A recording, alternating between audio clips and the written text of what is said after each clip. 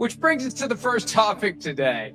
Pablo Torre and I got together again earlier this week. We did about an hour and a half, somewhere between an hour and a half and 2 hours. Now it got edited down to an hour, and I should probably go watch the latest episode of Pablo Torre Finds Out, which delves into yet another grievance ruling between the NFL and the NFL Players Association that was hidden. The last time around, it was the collusion ruling that the NFLPA should have been trumpeting, partial win, plenty of evidence pointing to actual collusion. It was hidden until Pablo and I worked together to shake the trees enough to make the fruit fall, and he's the one that found the decision. Now, remember, part of the why, we were trying to figure out why. Why would the NFLPA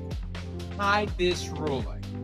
And one reason was that current executive director Lloyd Howell doesn't necessarily want to give his predecessor, DeMaurice Smith, any credit.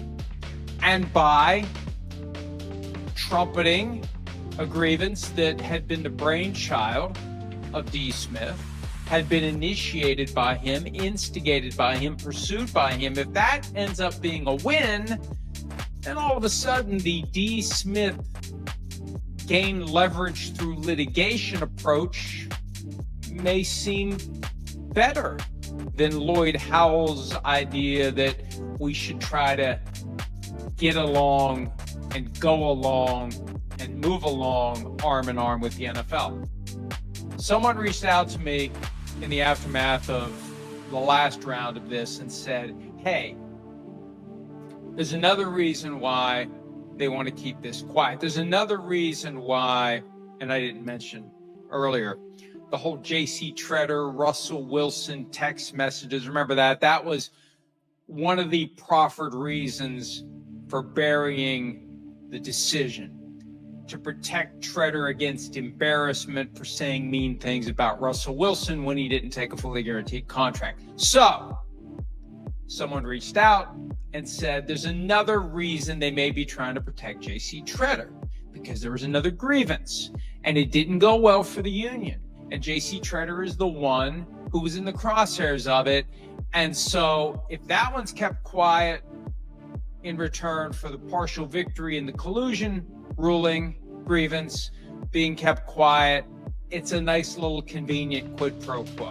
So that, along with just the general desire to update the situation, the Lloyd Howell conflict of interest, all the other things happening within the union as this case moves forward, as the collusion grievance moves forward, there's going to be an appeal.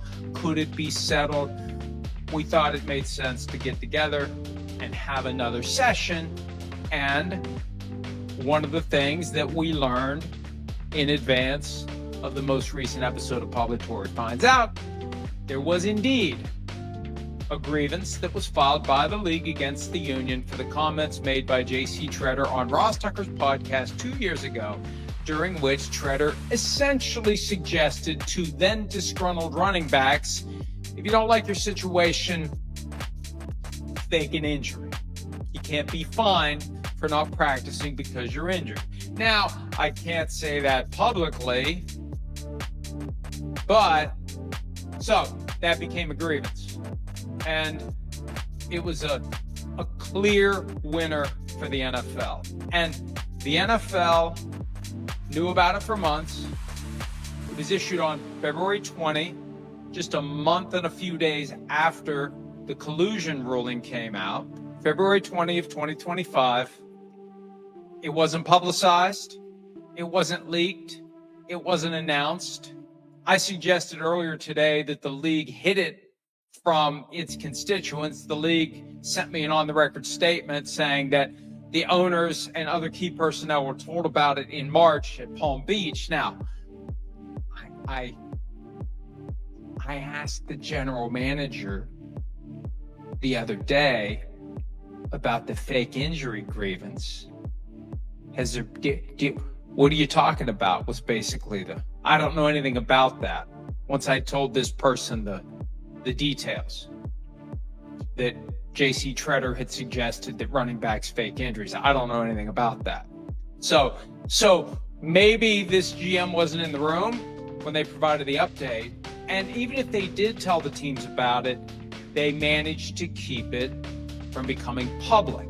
They've got reporters who are on the payroll. Very easy to give them documents that would allow them to report that the NFL had won this slam dunk grievance, which ultimately created a cease and desist order telling the NFLPA to not violate the CBA by basically encouraging players to stage individualized strikes. That's what it is. You can't have a strike during the term of the CBA.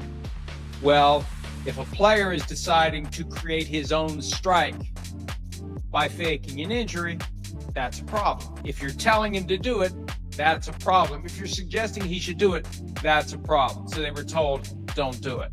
Now, does it make sense for the union to trade secrecy as to the collusion ruling for secrecy as to the J.C. Tretter fake injury grievance? Does that make sense to the rank and file? Does that make sense? Is that in the best interest of the players? No. It's in the best interest of J.C. Tretter, possibly Lloyd Howell, the only two witnesses called in that hearing, and they were both called by the NFL, not by the NFLPA. So that's for others to decide. That's for the players, if they care about their union, to ask some tough questions, to seek some clear answers, to maybe insist on some decisive action. Because it sure looks like, from the perspective of an outsider, a meddling outsider who wants to be the executive director of the union or whatever other stuff they're saying to get the players on the executive committee to not listen to me, whatever that may be. And I really don't, I'm past that. I don't care. I don't even need to say it again. I have no desire to be the executive committee of the NFLPA. I would never do it, ever, ever, ever, never. So, and I'm not trying to install someone who would then do favors for me or whatever else, however else the sausage gets made in positions like that. I'm not interested. I'm interested in helping the players. And the point is this: the players at some point need to care, and they need to wonder what's really going on here. And as I've said before, the league has weaponized their apathy against them for years.